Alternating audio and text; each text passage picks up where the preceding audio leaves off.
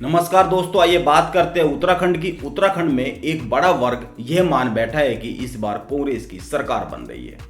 वे इसके पीछे कई सारे बड़े कारण गिनाते हैं। उनका पहला सबसे मजबूत कारण वो खुद को बताते हैं ये बहुत मजबूत कारण है, और वह कारण है कि मोदी में अब वह चमत्कार नहीं बचा है। मोदी की बातों पर लोग भरोसा नहीं कर रहे हैं, मोदी के पीछे अब उस तरीके से लोग दौड़ नहीं रहे हैं। दूसरा कारण गिनाया जाता है कि उत्तराखंड में हार्डकोर हिंदुत्व नहीं चलता है, यहाँ सॉफ्ट हिंदुत्व चलता है, क्योंकि यहाँ पर ज्यादातर सीटों पर मुसलमान बहुत ही कम है। तीसरा कारण गिनाया जा रहा है कि तीन मुख्यमंत्री बदलने से जनता और कार्यकर्ताओं में बहुत बुरा मैसेज गया है। इससे संदेश चला गया है कि बीजेपी सरकार नहीं चला पाती है, केंद्रीय नेतृत्व मनमानी करता है, यहां पर किसी को भी बैठा दिया जाता है। चौथा कारण यह है कि उत्तराखंड में परंपरा रही है, एक बार बीजेपी आती है तो दूसरी बार कांग्रेस आती है, और इस हिसाब से इस बार कांग्रेस की बारी है। वैसे तो अभी बहुत वक्त बचा हुआ है, चुनाव आते आते गंगा में बहुत पानी बह जाना है, लेकिन चलो अगर मान भी लिया जाए कि ये सारे कारण फैक्ट है जमीन पर, और यह भी मान लिया जाए कि इस बार कांग्रेस बाजी मारेगी, उसको ताज मिल भी सकता है, तो कुछ बातें हैं जिन्हें नजरअंदाज नहीं किया जा सकता है। उसको जानना जरूरी है। कांग्रेस का सोशल मीडिया पेज है, इस पेज पर दिन भर में एक भी पोस्ट ऐसी नहीं आती है जिसको देखकर यह लगे कि होमवर्क किया जा रहा है। यहां राहुल गांधी की तस्वीर लगी है और उस पर लिखा है डरो मत। यह बात ही अधूरी है, स्लोगन ही अधूरा है। डरो मत अपने आप में कोई मैसेज ही नहीं देता है। डरो मत तो ठीक है, लेकिन निडर रहकर करना क्या है यह बताया नहीं गया है। कार्यकर्ता हमेशा दिशा मांगता है। हो सकता था डरो मत आगे बढ़ो, डरो मत उत्तराखंड जीतो, डरो मत डराओ, डरो मत मारो, डरो मत भागो, डरो मत लड़ो, डरो मत आगे बढ़ो, डरो मत जीतना ही है, डरो मत जूझो।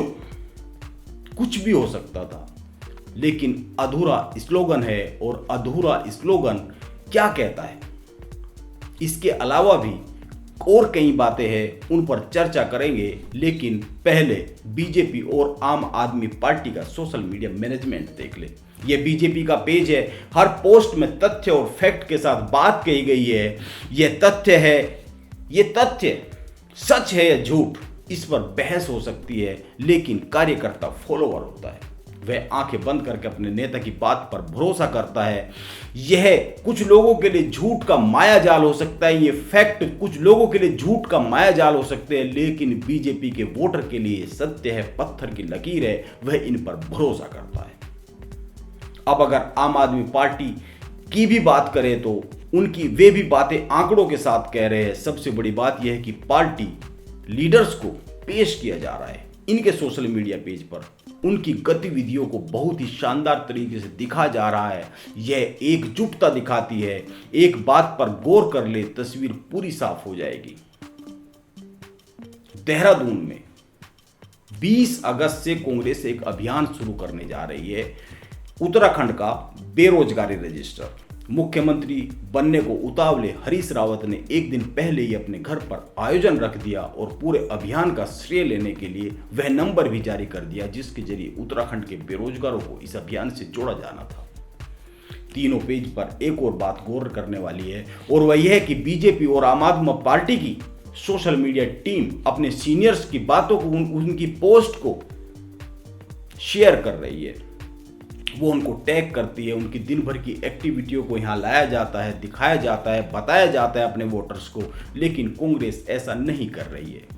हरीश रावत जो कुछ भी कहते हैं इस पेज पर, वह बहुत कहीं दिख नहीं रहा है। बगैर होमवर्क की गई बड़ी बड़ी बातें अधूरी रह जाती है।